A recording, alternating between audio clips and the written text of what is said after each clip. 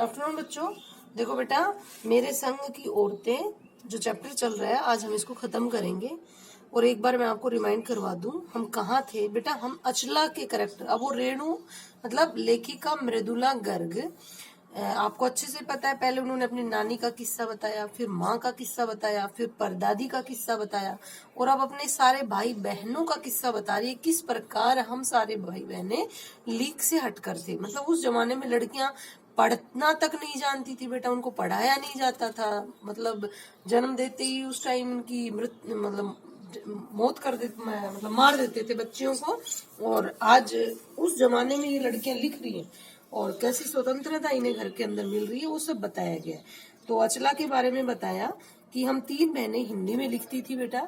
अचला थी वो अंग्रेजी में लिखती थी, और उनका भाई भी अंग्रेजी में उनका भाई भी फिर बाद में हिंदी में लिखने लग गया था। तो ये अचला के बारे में बता रही है, सभी भाई बहनों की जो बचपन की शैतानियां हैं और खट्टी मीठी यादें हैं उनको लिख रही है। क्या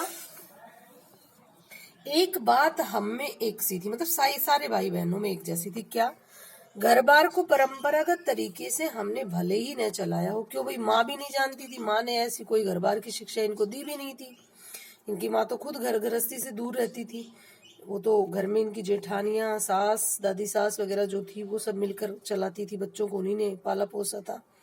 तो ये कह रही वैसे ही हम थे, तो उसे तोड़ा भी नहीं। मतलब घर बार हमने भले ही नहीं संभाला लेकिन उसे तोड़ा भी नहीं। तोड़ने का मतलब जैसे उस कुछ ऐसा है बेटा कि जैसे शादी करते ही तलाक वगैरह ले लेती है, बड़ी बड़ी लेखिकाएं वगैरह हैं, इनका जीवन कुछ ऐसा ही रहा है। शादी की, थोड़े दिन बाद गृहस्थी चलाई, फिर तलाक ले लिया। ऐसा इन बहनों ने नहीं किया। वही बात बता रही। घर बार को परंपरागत तरीके से हमने भले न चलाया हो, उसे तोड़ा भी नहीं।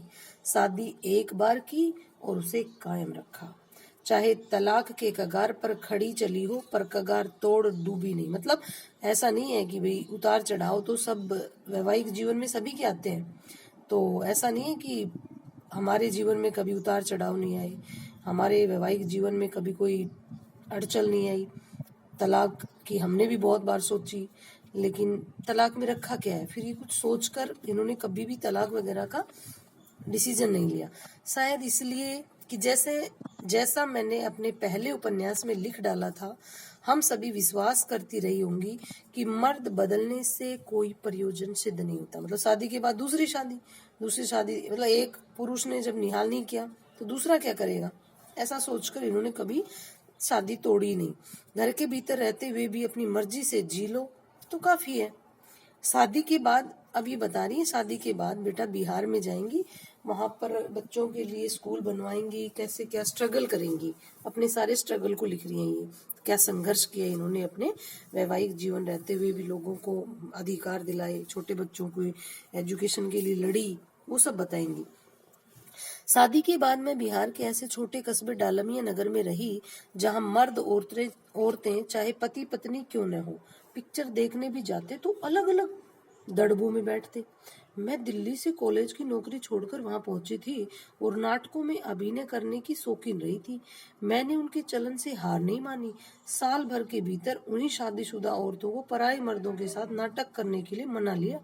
अपने 4 साल तक हमने कई नाटक किए, अकाल राहत कोष के लिए उन्हीं के माध्यम से पैसा भी इकट्ठा किया। देखो बेटा, ये बिहार के डालमिया नगर में गई थी। बिहार में जो कोसी नदी है ना, वो बिहार का शोक मानी जाती है बेटा।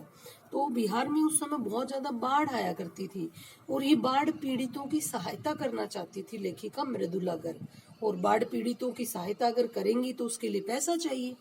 अब ये इन्होंने क्या किया, इनको ये शुरू से ही नाटकों में पार्टिसिपेट किया करती, ठीक है ना, नाटक वगैरह किया करती थी। इसने एक आइडिया, इसके दिमाग में एक आइडिया है, लेखिका के दिमाग में, कि क्यों ना मैं नाटकों के माध्यम से पैसा कमाऊं और बाढ़ पीड़ितों की सहायता करूं।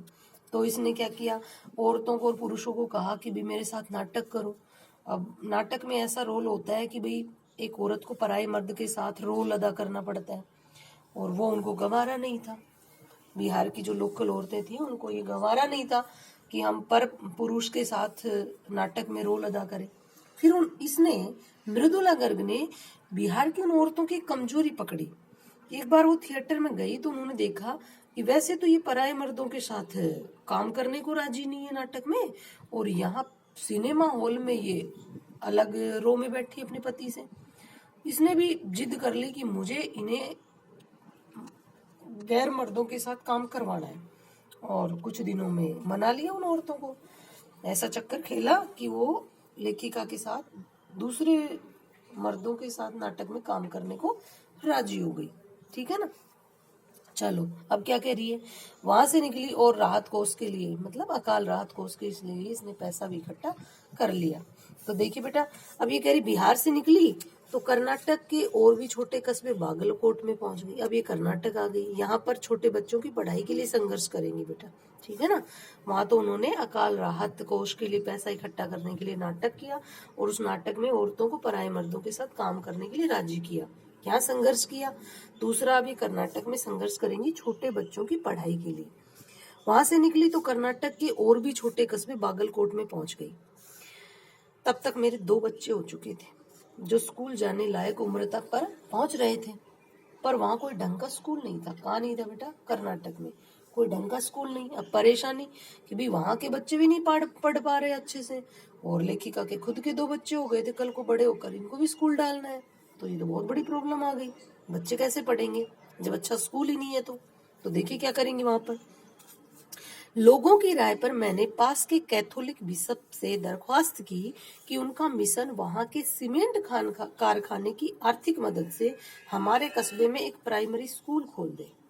मतलब अब ये रिक्वेस्ट कर रही हैं कि भाई एक सीमेंट कारखाना चल रहा था बड़ा, कि आप क्रिश्चियंस लोग थे कि भाई आप लोग क्या करो, इस सीमेंट कारखाने के मालिक से बात करो, कुछ पैसा कलेक्ट करो और यहाँ पर एक स्कूल खुलवाओ, क्योंकि सीमेंट कारखाने में काम करने वाले मजदूर और दूसरे जो एम्प्लॉयर्स हैं उनके बच्चे भी तो पढ़ेंगे, वो कहाँ पढ़ेंगे। तो देखो क्या करती है। पहले उन्होंने कहा, क्योंकि उस प्रदेश में क्रिश्चियन जनसंख्या कम थी, पहले उन्होंने मना कर दिया, क्योंकि क्रिश्चियंस तो इतने थे नहीं, वो क्यों रिस्क ले, तो उन्होंने मना कर दिया। इसलिए वे वहां स्कूल खोलने में असमर्थ थे। मैंने गैर क्रिश्चियंस लोगों को भी शिक्षा पाने के लायक सिद्ध करते हुए अपना इसरार जारी रखा। इसरार का मतलब आग्रह, रिक्वेस्ट। तब उन्होंने कहा, हम कोशिश कर सकते हैं बशर्ते आप हमें यकीन दिलाएं कि वह स्कूल जो आप खोलेंगे ना, वह स्कूल। अब वो जो उनके सीनियर थे ना, उनकी मीटिंग हुई और मीटिंग में निर्णय लिया गया कि आप हमें ये विश्वास दिलाएं कि जो स्कूल आप खोलेंगी वह अगले 100 वर्षों तक चलेगा। बेटा ये थोड़ी हो सकता है, ऐसे कैसे विश्वास दिलाएं। तो लेखिका ने बहुत अच्छे तर्क दिए। देखिए, मुझे गुस्सा आ गया। ये मुझे शब्द किसके लिए, लेखिका के लिए। मुझे गुस्सा आ गया।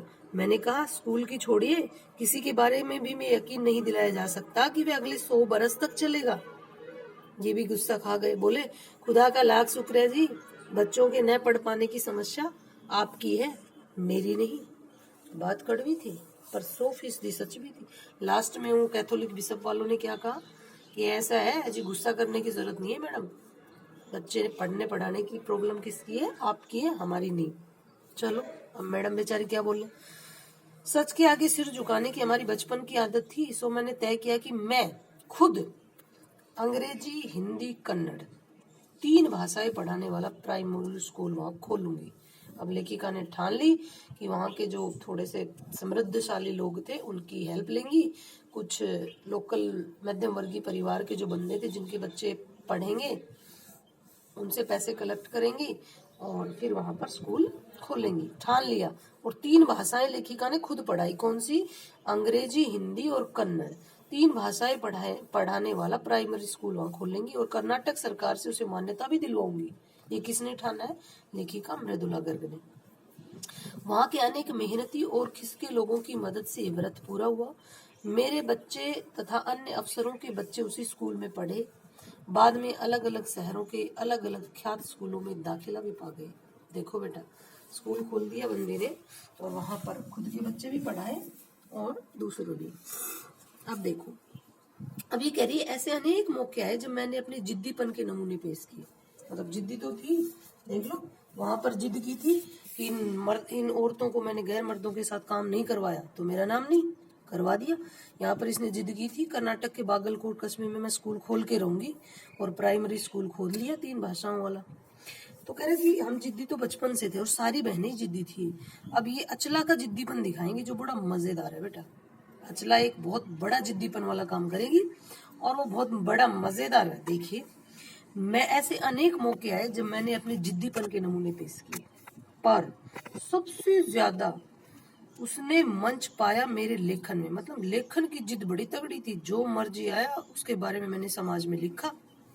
जो शुरू से अब तक लीक से खिसका, अपनी राह खुद तलाशता रहा। मतलब अलग अलग मैटर्स पर लिखा है इन्होंने, एक मैटर को नहीं अपनाया। पर सब कुछ कर लेने पर भी मैं अपनी छोटी बहन रेणु के मुकाबिल नहीं पहुंच सकती। रेणु जो लिखती नहीं थी ना, बीच वाली थी, बोल तुम सब लिखो मैं तुम्हें पढ़ूंगी, वो वाली रेणु है ये, ठीक है ना। जो खुद कम पढ़ती थी, दूसरों को ज्यादा पढ़ाती थी, उनके नंबर ज्यादा लाया करती थी। तो क्या कह रही है, मैं अपनी छोटी बहन रेणु के मुकाबिल नहीं पहुंच सकती। 1950 के अंतिम दौर में एक रात दिल्ली में एक साथ 9 इंच बारिश हो गई। दिल्ली की खासियत यह रही है कि थोड़ा पानी बरसते ही वहां के नाले पर नालों में बाढ़ आ जाती है। बेटा कचरा फेंक देते हैं लोग नालों में ही और वो भर जाते हैं। पानी निकासी का कोई रास्ता नहीं तो फिर बाढ़ आएंगी। पुलों के नीचे पानी भर जाता है और तमाम यातायात ठप हो जाता है। इस कयामती बारिश के बाद तो सरकारी दफ्तरों के पहले तल्लों से फाइलें पानी में तैर रहती। मतलब जो नीची बिल्डिंग होती थी ना, जिनमें पानी भर जाता था और उनके ऑफिस में फाइलें वाइलें वो पानी में डूब मतलब बहने लगती थी। बता रही है ये कस्बे में। जाहिर है कि रेणु के स्कूल की बस भी उसे लेने नहीं आई। मतलब तेज बारिश हुई, तेज बारिश आने पर रोड में चारों तरफ शहर में पानी भर गया, स्कूल की बस नहीं आई। रेणु ने कहा कोई बात नहीं, मैं पैदल चली जाऊंगी। लो, स्कूल की बस नहीं आई, चारों तरफ पानी भर गया, तो ऑब्वियसली सी बात है बेटा स्कूल बंद ही होगा। लेकिन नहीं, रेणु ने अपने घर वालों से कहा तुम्हारे पास कोई मैसेज आया? अब घर वाले ने कहा भी मैसेज तो नहीं आया, लेकिन सारे चारों तरफ पानी भरा पड़ा है, हो सकता है लाइन वगैरह फोन वगैरह सब खराब हो गए हूँ, तेरे पास कैसे मैसेज आएगा? बोल नहीं, मैं तो स्कूल जाऊंगी। किसने जिद कर ली है? रेणु ने। तो क्या किया देखो, रेणु ने स्कूल की बस भी उसे लेने नहीं आई। रेणु के स्कूल की बस, रेणु ने कहा कोई बात नहीं, मैं पैदल चली जाऊंगी। सबने समझाया स्कूल बंद होगा भाई, मत जाओ। उसने कहा आपको कैसे पता कि मेरा स्कूल बंद है? मैं तो जाऊंगी। चलो भाई आगे देखते हैं। इस सवाल का माकूल मतलब अच्छा सही जवाब किसी के पास नहीं था। कौन से सवाल का? उसने लास्ट में कहा कि आपको क्या पता मेरा स्कूल बंद है? तो भाई किसी को भी नहीं पता था सही है बंद है कि नहीं है। चलो, हमारे यहाँ फोन जरूर लगा हुआ था, स्कूल में भी रहा होगा, पर बारिश के चलते वह भी ठप पड़ा था। तो रेणु अकेली पैदल स्कूल चल दी। लो भाई, पानी में बरसात में अपने ऊपर करके कपड़े चल दी स्कूल चल दी। गनीमत यह थी कि बारिश एक मुश्त बरस लेने के बाद थम गई थी। सड़कों पर पानी भरा था और नहीं बरस रहा था। तो रेणु 2 मील पैदल चलकर स्कूल पहुंची। 2 मील पैदल चलकर स्कूल पहुंची। जैसा हमने कहा था वह बंद था, स्कूल बंद था भाई। सही बात है, इतनी तेज बारिश में कहां से खुलेगा बंद। चौकीदार रेणु को देखकर दंग रह गया। चौकीदार ने माथा पीट लिया, ये लड़की कहां से आ गई। पर रेणु को कोई मलाल नहीं था, मतलब कोई शिकायत नहीं। आ गई तो कोई बात नहीं, वापस चली जाऊंगी, बंद है तो। वह वापस 2 मील चलकर घर पहुंच गई। सबने कहा हमने पहले ही कहा था ना। उसने कहा स्कूल बंद था तो मैं वापस आ गई, इसमें आपका कहना कहां से आ गया? सोचती हूँ कैसे रोमांच का अनुभव हुआ होगा उसे उस दिन। जगह जगह, मतलब अपनी बहन के बारे में कह रही है कि अकेली सुनसान सड़कों पे पानी के बीच में छपा छपा रही है, तो उसको कैसा महसूस हुआ होगा उसकी बहन को, वो बता रही है लेखिका। तो कह रही है सोचती हूँ कैसे रोमांच का अनुभव हुआ होगा उसे उस दिन। जगह जगह पानी से लब लब करते सुनसान शहर में निचाट अकेले अपनी धुन में मंजिल की तरफ चलते चले जाना। सच अकेलेपन का मजा ही कुछ हो रहा है। किसके अकेलेपन की बात की जा रही है यहाँ पर? रेणु के अकेलेपन की बात की जा रही है, ठीक है ना। अब यहाँ से भी प्रश्न बनेगा, ठीक है। अब मैं एक बार अपने प्रश्नों के बारे में डिस्कशन करती हूँ आपसे। देखो, मैंने सारे क्वेश्चंस किस टाइप के बनते हैं बेटा। देखो, हर कैरेक्टर, इस चैप्टर में आया हुआ हर कैरेक्टर आप लोगों को एक कोई ना कोई मैसेज देना चाहता है। एक तो उस मैसेज के बारे में पूछेंगे। दूसरा, लिखने वाली है लेखिका मृदुला गर्ग और ये एक आत्मकथा है, तो मतलब उनके कैरेक्टर के ऊपर जितनी भी औरतों का जिक्र इसने किया है अपने परिवार की, उन परिवार की औरतों का कितना प्रभाव पड़ा किसके कैरेक्टर पर, मृदुला करके, इसको कितना मोटिवेट किया उन लोगों ने। एक आएगा ये प्रश्न, ठीक है ना, इस टाइप के प्रश्न बनेंगे बेटा यहाँ पे। तो देखिए हम एक बार इन प्रश्नों को देखते हैं। लेखिका ने अपनी नानी को कभी देखा भी नहीं, फिर भी उनके व्यक्तित्व से वे क्यों प्रभावित थे। देखो हम क्या कहेंगे, इसका उत्तर देखो बेटा ध्यान से, कि कोई रटी रटाई बातें नहीं, चैप्टर को समझ के उसके उत्तर देना सीखो। ये हमारी मातृभाषा है बेटा, मातृभाषा में लिखना तो आना ही चाहिए कम से कम। देखो इसका उत्तर क्या बनेगा भाई, लेखिका ने अपनी नानी को नहीं देखा क्योंकि लेखिका के जन्म से पूर्व लेखिका की नानी मर चुकी थी, ठीक है। लेकिन लेखिका की नानी के जीवन से जुड़ी बातें लेखिका किससे सुनती थी, अपनी माँ से सुनती थी, ठीक है। और माँ नानी के व्यक्तित्व के बारे में लेखिका को बताती थी, इसीलिए लेखिका के जीवन पर उसके नानी के व्यक्तित्व का प्रभाव पड़ा बेटा, सिंपल सी बात है। चलो दूसरा प्रश्न क्या है, लेखिका की नानी की आजादी के आंदोलन में किस प्रकार की भागीदारी। लेखिका की नानी एक परंपरागत घरेलू अनपढ़ और पर्दानशी औरत थी, ये तो बिल्कुल चैप्टर में है। पर्दानशी मतलब पर्दा रखने वाली, समझ में आ गया। लेखिका के नाना जी एक विलायती बाबू थे, ठीक है, लेकिन लेखिका की नानी ने उनके जीवन को अपने जीवन पर कभी हावी नहीं होने दिया। वो स्वतंत्र विचारों की महिला थी, और जब वो अंतिम समय जब उनका आया तो वो पर्दानशी औरत, मतलब एकदम से वो जब वो क्या बोलते हैं उसको, अरे यार था एक शब्द था बेटा, मुंहजोर उठी, मुंहजोर मतलब स्पष्टवादी, मुंहजोर उठी। और स्वतंत्रता सेनानी, अपने पति के मित्र स्वतंत्रता सेनानी प्यारेलाल शर्मा को बुलाकर कहा कि मेरी बेटी का विवाह आप किसी स्वतंत्रता सेनानी से ही करवाइएगा। तो दो बातें आई, एक तो वो अपना जीवन स्वतंत्र रूप से जीती थी, मतलब डायरेक्टली इसमें नहीं दिखाया बेटा, प्रत्यक्ष रूप से तो इसकी कोई भागीदारी नहीं थी स्वतंत्रता आंदोलन में, ठीक है। लेकिन अप्रत्यक्ष रूप से हमें उनके जीवन में कुछ ऐसे बिंदु देखने में आए हैं जिनसे स्पष्ट होता है कि उनमें स्वतंत्रता की भावना थी। पहला तो वो कि भाई वो अपना जीवन स्वतंत्र रूप से जीती थी, ठीक है, किसी को अपने जीवन पर हावी नहीं होने देती थी। दूसरा बेटा ये कि जब उनका अंतिम समय आया तो वो मुंह जोर उठी, ठीक है, वो अपने अंग्रेज परस्त पति को बुलाकर महान स्वतंत्रता सेनानी प्यारेलाल शर्मा से मिली और अपनी बेटी की शादी एक स्वतंत्रता सेनानी से करवाने की इच्छा जाहिर की। तो इन सब बातों से स्पष्ट होता है कि लेखिका की नानी की अप्रत्यक्ष भागीदारी थी स्वतंत्रता के आंदोलन में।